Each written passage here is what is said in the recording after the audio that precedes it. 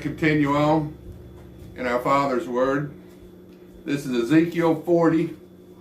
Ezekiel 40 through 48 are the chapters in the Bible concerning the millennial temple and the millennium.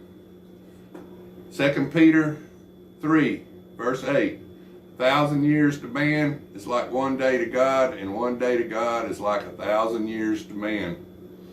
Now, Ezekiel 40 through 48 gives us the rules and regulations, the size and dimensions of the millennial temple, and what all we're going to have to do in the millennium. The elect, along with Jesus Christ, will teach and preach all those that never got a chance to learn God's truth for 1,000 years in the millennial temple. And this Ezekiel 40 through 48 is going to tell us all about the millennium. 1,000 years to man is like one day to God, and one day to God is like 1,000 years to man. Now this is Ezekiel 40. In the 25th year of our captivity, at the beginning of the year, on the 10th day of the month, on the 14th year after the city was captured, on the very same day the hand of the Lord was upon me, and he took me there. In the visions of God, he took me into the land of Israel and set me on a very high mountain. On it, toward the south, was something like the structure of a city. He took me there, and behold, there was a man whose appearance was like the appearance of bronze.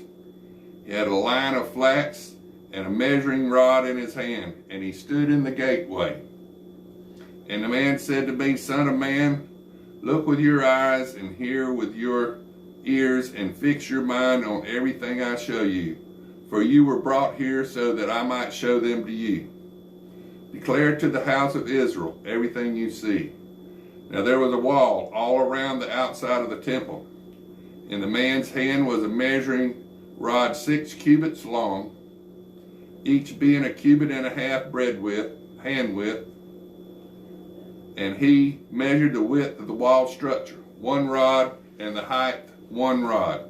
Then he went to the gateway which faced east, and he went into its stair and measured the threshold of the gateway, which was 1 rod wide, and the other threshold was 1 rod wide.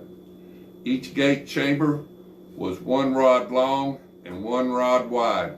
Between the gate chambers was a space of 5 cubits, and therefore the gateway by the vestibule on the inside of the gate was 1 rod.